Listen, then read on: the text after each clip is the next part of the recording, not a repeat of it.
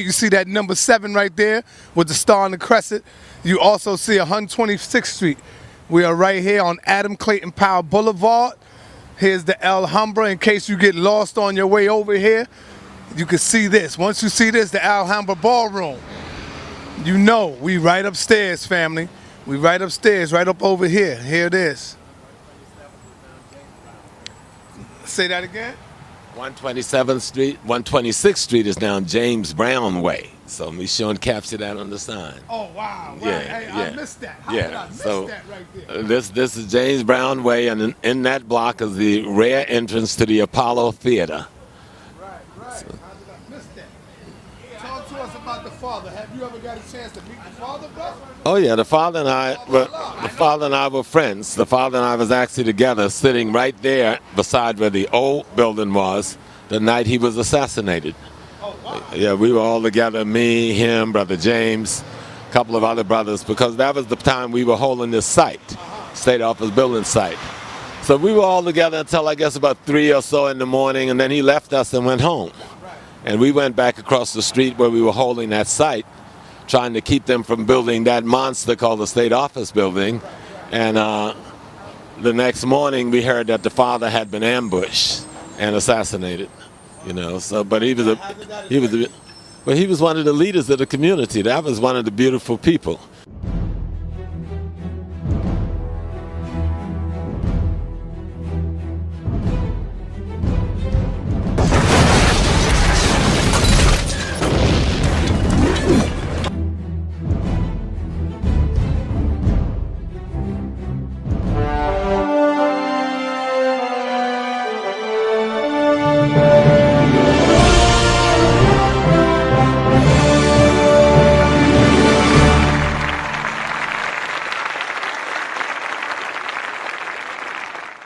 Matter of fact, my cousin who was over the lodge when the lodge was here, he was a chef.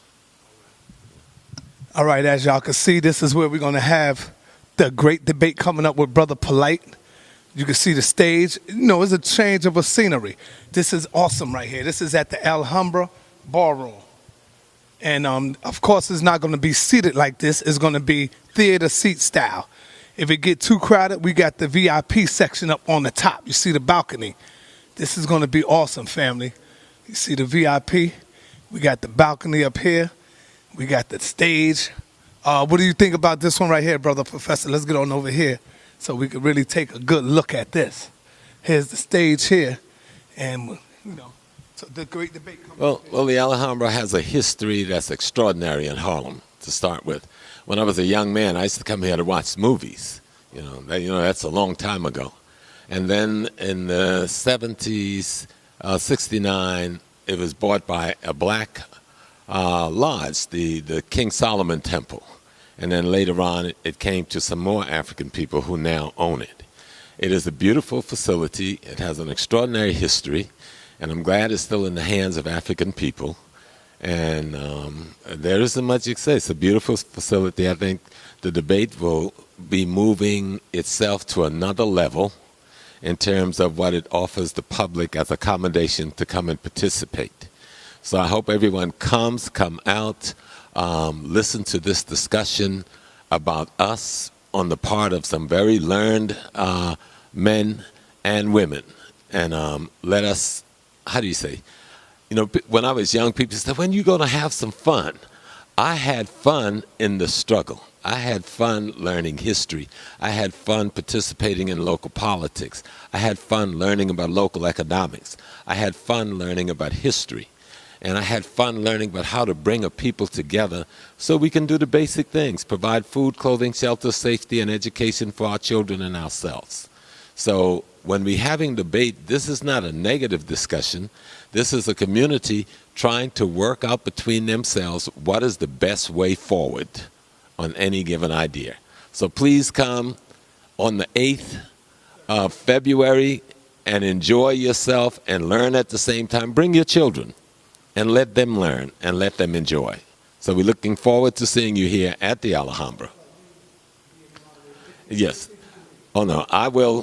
Brother, no, the last time I was supposed to moderate, I got stuck in Boston. This year I'm going to be in Atlanta, but I've already arranged to be here on time. I'm not driving this time, I'm flying. So I will be here because being the moderator of a debate of this caliber is a significant thing, and I would love to be a part of that history. So I'm looking forward to seeing you there on the 8th. Please come, enjoy yourself, bring your teenage children, ask your mate to come, sit down, bring pencils and paper. Don't just come like observers, come like a student. Come ready to learn, and come and be ready to enjoy the beautiful and magnificent Alhambra in Harlem. Thank you, my brother. Thank you, Professor Smalls. As you can see, this is what we're doing. We're changing it up, and your donations help us to move this venue out here to a better place for our people. All right? Look at it, brothers and sisters. It's going to be theater style. Theater style. And like I said, the VIP is going to be upstairs. If it get overcrowded, we got room upstairs. The VIP, y'all can look down to the debate. You know, then the 5% Nation was the youth power in the streets of Harlem, you know. And the Urban League had a number of facilities called the Urban League Street Academies. And the father had made a deal with them so that the young men who were coming into the nation got an education. Those who had dropped out of high school can get into the GED program, get into another program in the street academies and get back on their feet. And people would be shocked the amount of people that the father sent into the college system from these streets of Harlem, you know, using the street academies. So he was a beautiful brother. He preceded Malcolm in leaving the nation and trying to establish the foundation. You know, and him and Malcolm, they worked together for years. But he left the nation before Malcolm and set up the 5% Nation that set a whole standard for how young black youth who was caught in the contradiction of inner city living could begin to behave and develop themselves. Wow, you know. That's a whole nother Yes, sir. we need to get into, man. Yes, sir. We need to deal with that. That's what's up, man. And Tell me about this, trip. You got something coming up, well, right? just to mention this part of the building right here in 1969, this is where me and the leadership from the State Office building site met with John Lindsay, then the mayor, and his crew to try and negotiate how we were going to give up the site and have our demands meet. And one of the demands we had, we wanted a third flagpole to fly the red, black, and green. And Lindsay agreed to it as long as it was 6 inches shorter. And since that was my part of the project, I agreed to it. But we had an undercover agent in the group who created a fracas until the mayor got angry and walked out. And we found that this dude was running undercover when the Chief Eddie Waits, the chief inspector, then black, caught him by the door and said, if you ever pull any shit like that again, I'm going to tell the community who you are. But not knowing me and one other brother was still back in the room, and we overheard the whole thing. But the cat, he left town. They found him dead in Miami sometime later. That's the way things should work today, you know. But this is a beautiful community. People have struggled. I remember walking this. I met Sister Betty Shabazz for the first time on that corner in 1960. Yeah, Malcolm's wife. 1967. I walked these streets being security for Adam Clayton Powell, along with my teacher, Suni Malik, who was one of Malcolm's bodyguard and was Adam's bodyguard. And he taught me the art of being a security man. Did a lot of things out here in this street. There used to be a flagpole right there on that corner that was about 1.5 times taller than those flagpoles. And that's the pole in 1969, June, we placed the red, black, and green flag and flew it over Harlem for the second time in its history. You know, Garvey never flew it as a flag. So the first time the red, black, and green flag flew, it flew out of the window of the Teresa Hotel. And that was May 19th, 1965, Malcolm X OAAU. And Michelle's bookstore used to be where Adam Clayton Powell's statue is now. So when we took over the State Office building site, we raised the red, black, and green flag over this pole. And the then city councilman, Procaccino, tried to charge us for treason. So he went to court and got a court order to remove the flag. And they did, but when they did, the cops came and took it down, folded up neatly, and presented to us, like you're supposed to, with respect. And they cut the cord on the pole. So we got a brother named Geronimo, who was an Apache Indian from the Midwest, and put tar on his body, and he climbed the aluminum pole and put the flag back up there. Harlem lit up like a bomb. People were so proud. And yes, sir. Talk about Malcolm X in this Teresa Hotel where he met with what are some of the Fidel Castro. He met with Fidel Castro right here on 125th Street in the Teresa Hotel. Let's talk about that for a minute. Right. When Fidel came, what year was that? 63, 64? 63, 64. When Fidel Castro came to the United Nations, no hotel downtown wanted to house him and his delegation. And they did not, of course, wanted him to bring, he brought his live chickens because he didn't trust American food. He brought other things from home. And so Malcolm invited him to come up to Harlem. And at that time, the Teresa was a magnificent hotel, and invited him to stay at the Teresa Hotel. And so there, Malcolm had a chance to meet with him, discuss with him, talk to him, and bring him together with other African-American leaders so that we can hear what he was thinking politically and he could hear what we were thinking politically. And you know, Fidel Castro, thank God, is one of the greatest revolutionary leaders in the history of the world. It's not just in the history of the world. And what that man and his government has done for Africa, having fought over the last 40 years in every revolution in Africa, Cuban fighters have fought. The degree to which we've got victory in South Africa is the degree to which the Cuban forces have been at our sides and in most times in front of us. Matter of fact, most medical doctors on the continent of Africa today are Cuban medical doctors. And even with this Ebola crisis, Cuba has sent over 1,000 medical professionals to Africa. And it's always been the comrade, you know, and one of the greatest allies we've had in the revolutionary struggle. So Malcolm and Fidel created a bond with African Americans that still hold. And that's why we have our sister Assata Shakur being protected in Cuba for more than 40-something years, nearly 40 years now. We've got our brother Willie Morales, El Lobo, who's protected there by Fidel. And so, and many of our other revolutionary characters have been able to go to Cuba, escaping America and America's persecution. So I think a lot of that started right here at the Teresa with that meeting between Malcolm and him. So walking down this street, you know, this is a special street. I remember, I guess that was when Dr. King was killed. You know, we were out here in these streets. You know My Love, right? I think so. You know yes. Yes. Like doing 2 riots, I walked through the streets with Basil Patterson. We were all young men. Tony Spencer, they're both ancestors. But Basil, you know, became the Secretary of State of the state of New York. He was a state senator, but he never lost his connection to these streets, and he never lost his connection to his people. His son would later become the governor, Governor David Patterson, and so. But we all walked these streets together, and we all worked in these streets together. And many of us vend in these streets before y'all were old enough to do that kind of work together. So. You know, in y'all days when y'all was mobilizing and in the movement heavy, it was more of the youth involved. How come it's not the youth involved today? Is it something we doing? Is it something that the elders dropped the ball? I would never say the elders dropped the ball, but some people would say the elders dropped the ball, they didn't pass it down. I disagree with that because I wouldn't be knowing what I'm knowing today. So I'll talk about that. Nobody waits for anybody to pass anything down. It's taking your responsibility. But I think one of the things is, how you doing, my brother? Okay.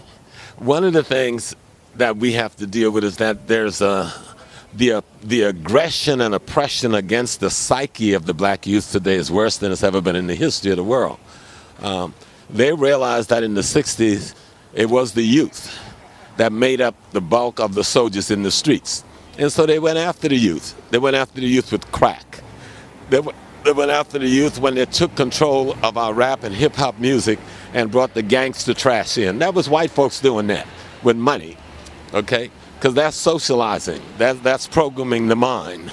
And then in the school system, you got this whole thing of felonizing the young people.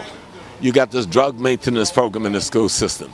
You've got the labeling of what do you call it? Special education. They put all of these tracks in place to damage the psyche of the black youth. And then using the police department as the Gestapo troop system to felonize young people as early as they could. So once you get young people to be felonized and in the prison system, in the so-called criminal justice system, then you have control of their lives. And the other thing we don't have the control of the schools today that we had in those days. And we don't have control of community centers. You know, the places, the black church also, which was significant then, have pretty much sold out. You know, they've taken the money to build their little senior citizen home. They've taken the money to get their free bus to carry the handicap and the senior. They've taken the money to give out government cheese and bread and stuff. And then they've pulled away from being a political activist in the community. So the church is not open now as community centers as they used to be. The church is not open now as after-school facilities. The church is not open now for me and you to have a meeting, even to do the debate or discuss these things. All those things was open to us then. We had all those venues. And so the enemy has surrounded us in terms of neutralizing the ways we can organize and the instrument we have for organizing. And so the way we began to change that is doing exactly what you're doing. Finding new ways to do it. Every generation has the same responsibility as the generation before. Don't blame the elders. Take your responsibility. Every generation. We stand here by the most famous Victoria 5. I remember I went up in there to see Dr. Khalid Abdul Muhammad. Talk about the history of the Victoria 5. Well, this is, you know, I spoke there a number of times with Khalid and others. But the Victoria 5 was never supposed to be an empty theater. The money was set aside by for the Victoria 5 rehabilitation, except that money was taken, thanks to Charlie Rangel, and given to City College to build the Davis Center for the Performing Arts. Now, the idea was, because I was a student leader at the time, that the Davis Center for the Performing Arts would begin to train the people into the craft that would allow them to come back and develop this center. It never happened. The money that was promised to be returned in kind never happened. The training program to train young black men and women in the theater craft and theater technology, it never happened. So our elected officials and City College literally ripped Harlem off when it came to the Victoria Theater. And so it's just sitting there waiting for some outsider to be able to come and turn it into something else. I know it's cold out here, but we out here, we moving. The video that you see with our brother Reggie being surrounded by the Hebrew Israelites, are the Hebrews something to reckon with? If you don't know your stuff, you got to know your stuff dealing with the Hebrews, because they are very passionate with their information. And I want to let y'all know, though you may see us banging hard on the information, we love each other. These are our brothers. We talk on the phone regular. We sit back and we laugh and we joke and we say things like, yo, remember I had you when I pulled this scripture, I got you. So some people might think, oh man, why they going that? Nah, it's not like that, bro. When I first saw the video, I thought, oh, these brothers are going to throw down in a minute. But no, the Hebrew community, because their literature is so available for study, their primary literature is the Torah, and so that literature is available for study. And because the Hebrew Israelite community in New York is very developed and very organized and have been for many decades, they have a foundation foot up on everybody else. But primarily because the Jews dominate the world and the Jews have taken over their identity, okay? And be clear, now the Jews have taken over the identity of the Hebrew Israelite community. So that means there's all kind of literature and information and respect for their body of knowledge, where for other communities they don't have that kind of access. But the best thing when you're doing a debate, and I don't want to give nobody the upper hand, is you got to study the literature of the people you're debating. What are they defending? And what is it that you are saying, what is your position? And so I'm hoping that both the groups have a position that makes sense, that is historically accurate, and that is historically rooted, and I'm sure they're going to have, because I know this is going to be a good debate. I mean, this one's going to be on. The Hebrew Israelites were African people. The people who settled the so-called Israel and Palestine, those were African people. But what we've got to be clear on is that the people who lived there, called the Canaanites, who they genocided, they were African peoples too. So they must be discussing, well, what happened there?